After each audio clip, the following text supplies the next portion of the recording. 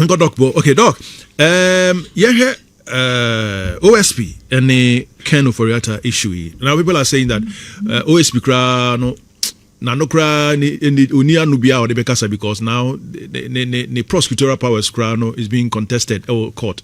I think the Supreme Court ruling. Tinia all kase Ofori or a Ghana ni the Ghana brand be is neither here nor there. Who is saying? You mean I mean I think say Ofori issue is been one too many. But beyond the politics and comfort there, na me take Kwesi Pratt. Or say the abiding call for na man decide in politics and accountability be na abiding pay. And I tend to agree with him. And I will state the facts as they are. Okay. There can say extradition. There ni account one seminar say ususu say obi eye adwuma bi okru na obi adi boni okru na pesa wo de ne ba. It's a legal instrument. Makers committee have MPP ni. Me visa. It means to be extradited to be. And extradition happens between states. As I say, in states, no, they operate at their own levels. That is why your tuaba, the sovereignty, no, your stumi, no, eshe ubinsa. In the Attorney General and acting on behalf of the state in such cases of extradition. It metie ubit se Mahama Yariga, the majority leader, ano kase extradition, no MPP unkofa. Like this man is not serious because the all it was politics, like beyond so the year the normal politics. No, now a baby anymore. Or that it was empty because we are MPP near US any would need any arrangement. Bia MPP any signatory to Interpol, but Ghana is when they say Ghana Senator, President, Attorney General, why Dr. Ayini. Yeah. It means that Mahama Yariga was advertising the incompetence of Dr. Ayini. Any the legal, the regulatory agencies, no, somewhere extradition in this case the OSP as well. What I say? Into Obi Abeka say MPP in Kofa street politics no way. The Okano, I say, but we are wishing so free man in Subianim. Silent Patrono as no can it. Secondly, and they say, as a stance, I didn't come. Ubian for charge Bambo Canofrata. Charge Biani Obusa to force a charge Beneda book Canofrata when you're being. There is no case on Canofrata before court. And I am Ramuno, and ne say Yakasi Achu or Yokosu Achu. Say Canofrata Kraba. He has the right to remain silent, or just and a presumption of innocence. What it means, they say, only a year obligation be also about investigation via Koso. Sana Ghana Mrati. It lies on you to prove. It lies on you to prove. To the your investigations. It told me how you know, you have to tuna no jadideng. If so, why would you may and I brought all free finance ministry no. Mumeka so assessor documents be free. So the documents are there. It's investigations when I'm person mu ya oni ha muntimi. Ebio no, una say eye wadwuma so be prove ne guilt. Yes sir. Okay say Interpol let be bre OSP say mo pese ye extradite Ofori and probably eyes ensem. O just say na obedi hodom no. Ye pese nya more basis the facts of the case. Ne some evidence bi ho a prima facie bi also why body say bepem na OSP entamani bi. Eti mantimi ama no bibi sa no na de bia amuso na Canofrata monko fa ne mra o ye ko fa na ba on what basis am bit ma ko fa na ba. And thirdly, the other thing so as a woman say ne o lawyer wo ho na woni ho a we timi do asema na you say Attorney General ana OSP the case court na say mo de eye krata ekoma eye Canofrata representatives na the lawyer eba e woni di ma you timi try case man ye. Then they can say you have been tried in absentia. That's in your absence. Yeah. What do you say? So a lawyer did not with trial money. So a lawyer crown macron it me trial money. Mamo example. Ora napo. On say Shegbi NDC niya o can some fan napo. Yes, yeah. On say them so water for me. Water for me pa. Ne bana na NDC parliamentary candidate. Okay. What do you say? Ora napo si un say e small ka fa ne ho no. On my court made sense no me prove no. So say 20 million Ghana cedis. Na no na or the cars asema emfa kwemu no. Onfa emma metete mu. Word man tete mu ntua say ska no. Papa no ntimi emfa no response enkoy. Eti na po a lawyer. Dr. Matuku Opoku Prempe lawyer. Eye lawyer bafo. Menshia South MP. Asa file say e say sa kwani pin fa na no ye emma iri ntino. Court nyina de omo aka no so. Eva atemu nimra. Tomo twa say court me say date. If you can be tried in absentia.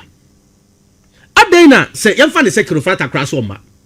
ne lawyer says so mama je e kwen fa so di sedina asem no sedina tamaklo adena mo fa sa kwan na so na mo fa asem ne court and then so the court adena be lusu afim eti on all the three fronts no abino is showing some politics on we and not because they have a case against Ken Ofori Atta. But the 78 counts of charges, counts of corruption and corruption-related offences against Ofori Atta. And I understand that the Office of the Special Prosecutor filed an indictment in the High Court in Accra. Indictment, saying charges of the bond causing financial loss to the state, illegal procurement, and so on and so forth. Dabeno I know you're from a man. Yes, because case, but I say case been all court against Ken Ofori Atta. Apart from some can say, oh, can I say, can then there is not a single case in the court. It's why the press conference already me all these cases against me no your court too. Any a court of public opinion. And 10 down and 10 in common na ye nyina di bi no. But who asem tia na mpa asem no krata ho a. Now why your evidence why your investigations we are. Omna member our investigations near day. Take the person to court. Na sika kodi Ken Ofori Atta why nsanka. Me dey hear me no. What I say? But yeah, there is a moral question. So our some Ghana now obey finance minister and just so availing home. Those are moral questions. Now the same moral question no would also call for a certain level of responsibility. Now me say yati obi yasi to yakwa mining. Yes sir. Near the year 50 million Ghana cedis. Ghana for those 50 million Ghana cedis okay. Ni be condition no. Yasi gihok. Issues. Kofi Juma any fear about two them. Ya ko fan we are so 55 million. Na give okra we are 55 million. That be what I say. So it gives everybody a reasonable cause. Me Ken Ofori Atta. Say me ba, I won't get a fair treatment. Say mrano kwa no move no omuntu fa mrano enfa anko quarter.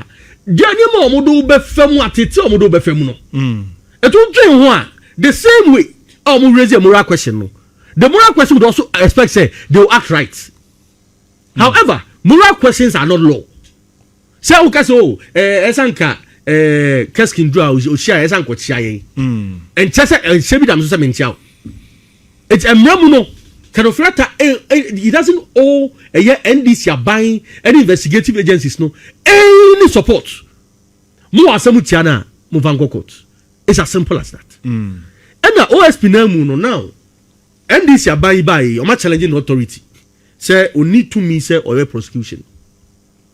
Now that judgment I had my own issues about it because high courts no I believe said did made me believe no upon reading the judgment I say high court interpret the powers of the OSP. Okay. High court any said to me no. Okay. Only the powers of the powers of interpretation. And Supreme Court quality me sir. Okay. Say agency be to me and only to me no. It doesn't sit in the mouth of high court. But high court there whatever the case is, OSP can say, obe challenge case no. Onyanya any day, that is the judgment that stands. What just say? It's a saying as we speak, OSP to me, so I could be prosecuting Ken Ofori Atta. They be new. So what are we talking about? Okay. I understand, sir, on November 18, 2025, the Office of the Special Prosecutor formally filed a case in the High Court of Ghana, hitting the former finance minister and 7 other accused with 78 counts of corruption and corruption-related charges. But the controversy is that whether he has been officially served. Say, or the court in Guadian serving. Say, case of file or quarter, and no quantity a best service was a banner, Chief Justice, a signature, and the stamp is so. That is a process. Okay. Now 8 days for our response, bra. Okay. It is a court. Let's say that Ken Ofori Atta cry in here. Others, what is the case of record? Anyway, so what's your take on that? Yeah, a woman, me casken, me pain. My name, I am a medin hoya. Didn't I may a din hoya in I said, Mabun. Or cham there by in a Mabun. I any or mine dashing. No ma, and no, also you say no complaint, he said, because you see, opposite academia. So clearance in my didn't in my this is can you and I see canning ready and I'm a boy kind of wing sign up a patch buy the priorities and yes over fetiches you know buy 80 my good fetish dog man yes sir it's now this is Sika a institution no alasa a ministry no be say minister kwa be kan education minister you know point of person making no I didn't think skin ho the bia make kan human beings no ni pankasa yenya wo no to say king chaos. He is inherently corrupt. It is society be a bit thrive, society be a bit konanim. Na se mra anya adwuma. Ye ni mra so, ya shamra ni amfa mra na anya adwuma. Di ebe hu ani. Oba Africa ase a. Hey, nyame adom ye bibia. Yes. And so in African Development Bank research on the buy almost annually Africa loses almost $140 billion through corruption. Yeah. Corruption and its related practices. Just I figure one maintain it for about 10 years. Almost Ghana $3 billion. Ghana. Ghana anti-corruption coalition for you so. Almost figure he said that 3 billion. Yeah. Now even he say Afibia will lose 3 billion. 3 billion. Easy. I get 3 billion like over at the can was what they call in IMF. Eco pay. Na sense cannot buy who say Lucia. Now it is all they can take with you. Eti mrebia ye ka ketasehye ne proye ne ho nsensem ne de. Wo ye babunu te semia. Ma mo ye mo hihyew na mo fa yaw ne ne den because o da che ne yesai no no. Say NDC Ghana fom nya emugidie no mo hye no nyam se emesom. Efie nan si e ba ne antimi anya bibia de mpuntu de nkoso bebo abrabom ne e ba e o man sika ne de se bom left right o 4 years tifri wo mfiem ya hye no ene machine ko for this year won eti eso ye babu na eso ma wo yam hye na o ken ya wo Ghana say achimota na akoye uwie wako university wo buy data bank no koye no ifa enye Ghana yeah Ghana na ma wadru ba bia wadru ya sa hye won monyam se behwe esika so but hey, Sika so Ghana. One of the longest serving finance ministers. Ya show said munyamwe. Uwie ya. Enne bibu akonta. E wo soma obesom ye ho. Osmedwane. Ye hwa ye hu. Na ina keske nika NMPP na debe ye vem.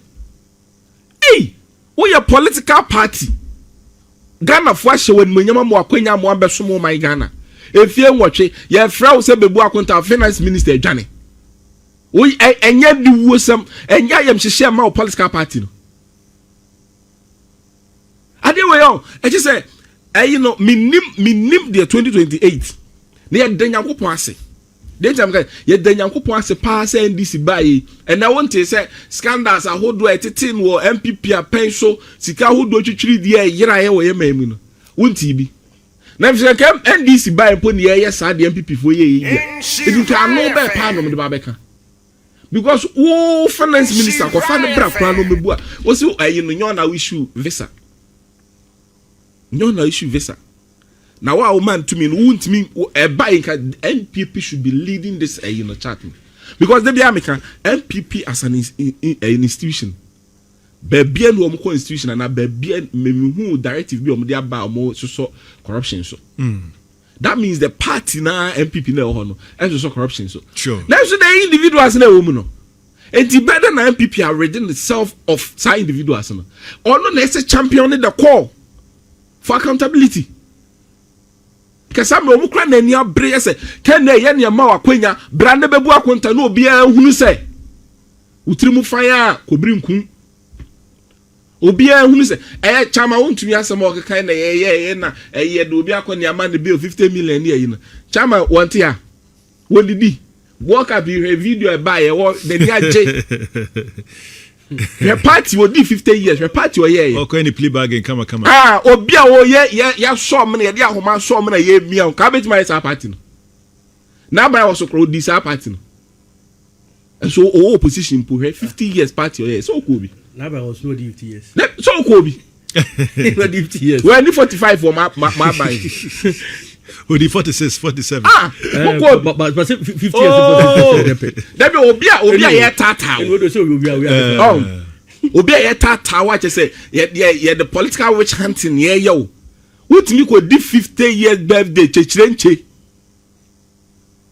sɛ obi a yɛtaataa o dabi eti saa ayi argument ni sino ɛda yɛ wɔ kuroma sɛ chachu chikata ɔte asɔre dɛm ne yɛbɛtwe na sɛ vrɛdɛvrɛdɛ ɛsɛ na mo refi mo ma ne yɛte sɛ oh mo deɛ ebi o hɛ sɛ mesɛ ɔn hɛ sɛ wote sɛ obi awie sika ana wote sɛ ɔman ni susu sɛ yɛ susu sɛ mpo hɛ ta ɔman n'akyi a me nhwehwɛ because wodaakye ɛnna mo sɛ afɛri mutua ya ma ne ka 500,000 yes alo mo ka ezumo nya 500,000 am so am ye mie yes an MPP for ka enso kwabra ne supervise me hwɛ me di over $90 million kutu amana zani pawe straja hwehwɛ ne nsɛm ne ye link ne to ayi sɛ ɛno bi anko yi a otuwa wo ma wo yam hyehyɛ sɛ MPP babunu na wo hwɛ sɛ ye papa wo he na busuafo me se won sɛ tetemre mu na enka wono ne maame asefo akonya ne edia ye twa omudin mu efira akonya no ho wa ba ye twa omudin mu ade ne ye twa omudin efira akonya no because obabo you know oman na obo no wo wie ye wadwanya ko show bi man na America sa no mo treasury secretary no ene ne nkrofo omo ya enka oman na ye ya mo wakwetena so pay green paper pay ena ye nyina ye ntia se we ne nya tradition no ho asem de court no eno ye different matter we no person otena o man ni mu no eno no ko ho court idi ye separate issues no me e man nya say you know the extradition na aban ne pe no eno na your court no ya man green paper so on court no man is enya sa me ye nka ne me no mbom na me ye fa miri manfo ani so when your man person otena mo person they say they so your American citizen we on ko di treasury secretary ho what betna Ghana som also was some de bia begina ayi parliament ekoti bible akese sha all white obso abofo na se yesusu sem ntwato so mpa nana ntwato so mpa umodi ho bai so body ho bai o right me tie nana de na menya kwame ahe na me wa he ebra yi fa na mabo aduru enso me betwa ntro to me so a me kura me ni hwe me nko ba bia no obe contest okay me nchema it is abai ni twa ntro ato so say a special prosecutor ne nkrofo kra na mpewasem and no moke kan sem na SML deal and na hwan and na national cathedral and na contract way and na de maye and na isika e se teto after tax bi ye hu ba bia fa no ye twa ato so a Brabe you no. Green paper. Na case can assure no pe jare. No, abetina ebe justifies it. Oh, BBS in the bill near. So we be catch say ba. Ye na krakra. Bill they say you go you. 2 minutes. With him. No credit say charge and for report be mighty against Kenofriata. The other thing so they say me ne wo ya adwen say obi adi sika yem koji. Se make us out team ya. That's why I say, Sir Attorney General, OSP, NDC for more kasa mu serious ah. Mu fa ken asem no court. Ne mu sampa de mu kan enye kasa keke. Dem me what I say. Then some of the court. Na nipa na ma we have na hu asman se ka. Babu fa asem no court. E na nipa no Ghana mremu no on all Ghana anything so be supporting investigations.